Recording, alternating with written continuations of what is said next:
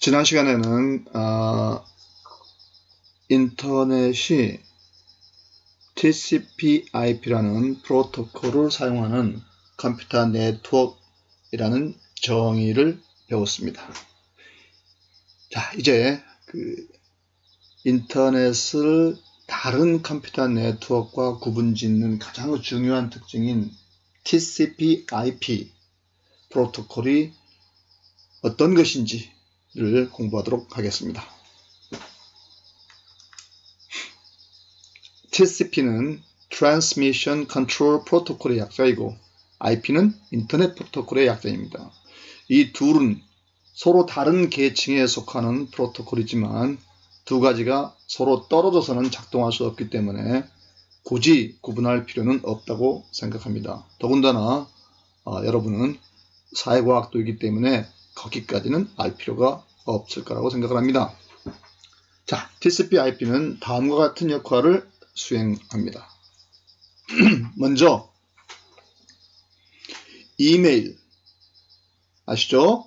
혹은 HTTP 또 뭔지 아시죠? 웹사이트에 를 불러내는 주소가 HTTP로 구성되어 있죠. 그래서 이메일을 보내거나 아니면은 HTTP 즉 웹사이트를 여러분들이 브라우저를 사용해서 웹사이트에 들어가려고 할 때 이런 것이 이제 일종의 이제 요청인데 이런 응용 프로그램이라고 합니다. 애플리케이션의 요청을 받으면 호스트 컴퓨터, 그래서는 인터넷에 연결되어 있는 컴퓨터는 다 모두 호스트 컴퓨터라고 합니다. 그래서 여러분들이 만약 사용하는 컴퓨터가 이제 인터넷에 연결되어 있으면 그것은 호스트 컴퓨터가 되겠죠. 그 호스트 컴퓨터가 그 안에 TCP/IP가 내장되어 있는데 그 TCP/IP가 데이터를 예컨대 여러분들이 보내려고 하는 이메일의 메시지가 데이터라고 봅시다. 그러면 그 이메일 메시지를 아주 작은 조각으로 나눕니다.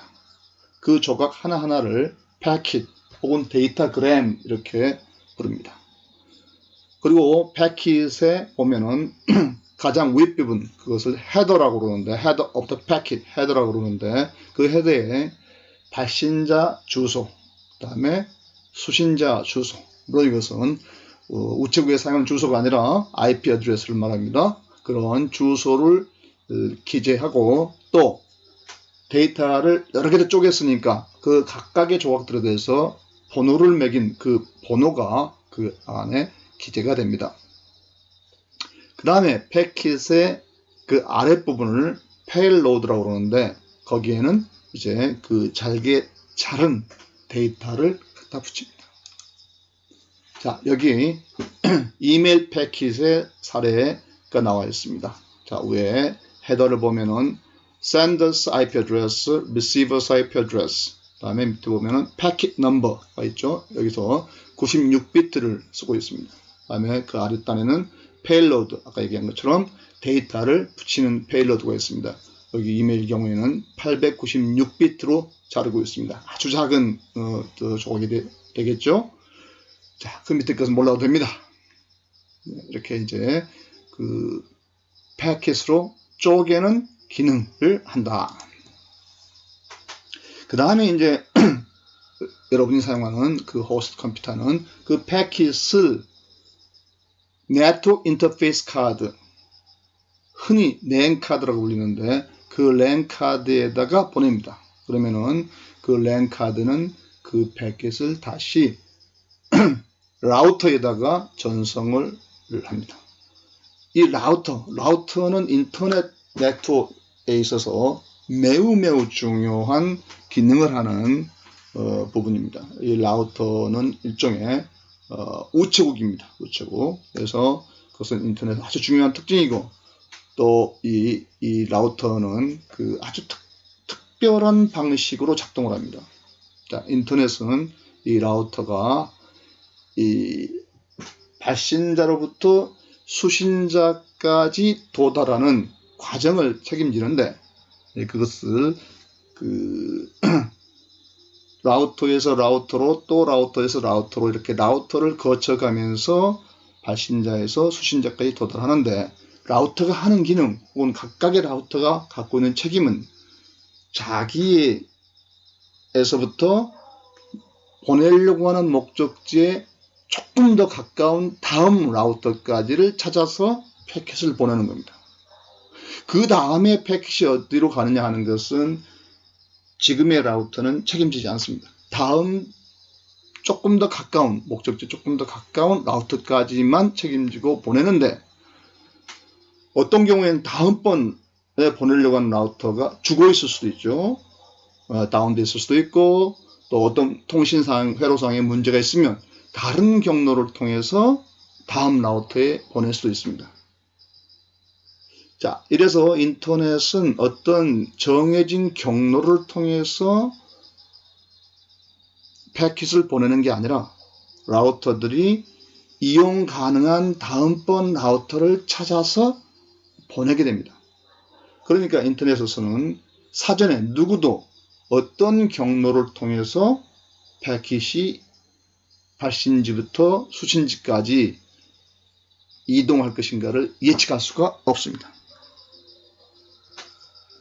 자, 이래서 이 그림으로 다시 또 설명을 해보면 왼쪽에 있는 끝이 여기 지금 호스트라고 되어 있죠. 이 호스트에 애플리케이션이 있고 여기 애플리케이션에서 유저 데이터가 생성이 됩니다. 생성이 되면은 그 다음에 아까 얘기한 TCP/IP가 있죠. 이 TCP/IP에서 이렇게 여기 이제 데이터가 붙어 있고 여기에 정보가 따로 붙습니다. 헤더 부분이죠.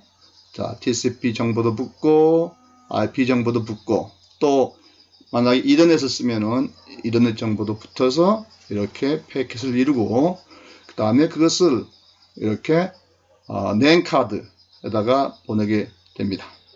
자, 그러면 이제 랜 카드는 자, 이렇게 호스트 컴퓨터에서 라우터로 패킷을 보냅니다. 그럼 라우터가 그 다음에 다른 라우터로 보내고 또 그 라우터가 패킷을 다른 라우터로 보내서 점점점 이제 목적지 컴퓨터로 이렇게 패킷을 전송하게 됩니다. 이건 매우 단순화된 패킷의 이동 경로라고 할 수 있겠습니다.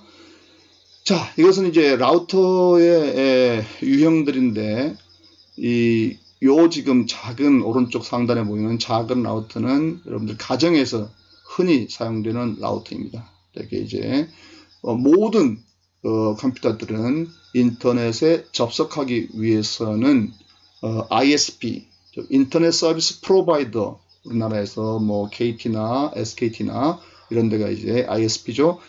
ISP의 서비스를 받아야 되는데 그러면 대체로 이 라우터가 그 ISP가 임대를 해줍니다. 그래서 여러분 가정에 되게 있고, 우리 단과대학 건물의 2층에는 이 라우터를 운영하는 방이 있습니다. 그래서 이것은 큰 빌딩이나 이제 회사나 아니면 이렇게 학교 같은 곳에서 사용하는 라우터의 형태입니다. 이런 것들이 이렇게 몇 개씩 겹쳐져 있습니다. 그래서 이 TCP/IP 기능에는 패킷이 발신지에서부터 목적지까지 안전하게送信되도록 하는 기능이 있고 또 만약에 패킷이 분실되면 그것을 복구하는 기능도 있다. 그 다음에 목적지 호스트 컴퓨터에 패킷이 도착하면 그 패킷을 순서대로 조합해서 데이터를 이렇게 복원하게 됩니다. 이렇게 함으로써 이 TCP/IP 프로토콜을 사용하는 소위 패킷 교환 방식이라고 합니다. 이 패킷 스위칭 방식인데 이것은 종래 이 회선 교환 방식, 이것은 이제 음성 전화에 사용하는 방식입니다. 그 회선 교환 방식하고 달리 이 회선 전화선이죠. 전화선을 아주 효율적으로 사용할 수 있게 해주고 또 소위 플랫폼에 상관없이 통신이 가능하게 해줍니다. 즉 TCP/IP의 프로토콜을 채택만 하면 단말기가 무엇인지 또 그 단말기에 사용하는 OS가 무엇인지 그 다음에 그것이 전화선을 통해서 통신을 하든지 아니면 뭐 광 케이블을 통해서 하든지 동축 케이블을 통해서 하든지 또 어떤 네트워크이든지 상관없이 이것을 통틀어서 플랫폼이라고 할 수 있는데 이런 플랫폼에 상관없이 통신을 가능하게 해준다. 이래서 바로 이 점이 인터넷이 가진 파워다.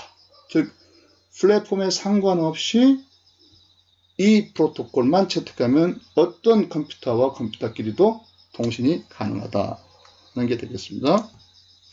예.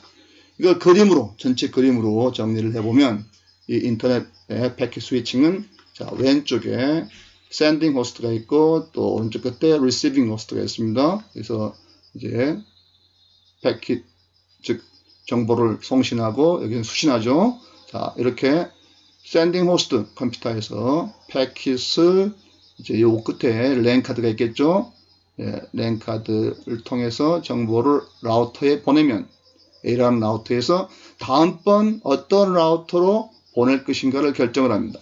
지금 이 경우는 이제 C를 선택을 한 것이죠. 그래서 C를 통해서 갔고, 그 다음에 이 C 라우터는 D로 보낼 것인지 E로 보낼 것인지 결정하는데, 이 경우는 지금 E를 선택했습니다. 그러면 E는 이제 자기한테 물려있는 호스트 컴퓨터인 목적지에 패킷을 전달하고, 여기서 다시 메시지를 복원하게 됩니다. 예. 자, 이상이 TCP/IP 프로토콜에 대한 매우 간략한 설명이 되겠습니다. 얼핏 보면 복잡해 보이지만은 사실은 매우 심플한 그러나 매우 파워풀한 이 프로토콜이기 때문에 결국은 인터넷은 결국 생긴 지 한 20년 만에 이 컴퓨터 네트워크 세계를 천하 통일을 달성했다. 이렇게 얘기를 할 수가 있겠습니다. 자, 다음번 강의에서는 이제 IP 어드레스에 대해서 얘기를 해보도록 하겠습니다.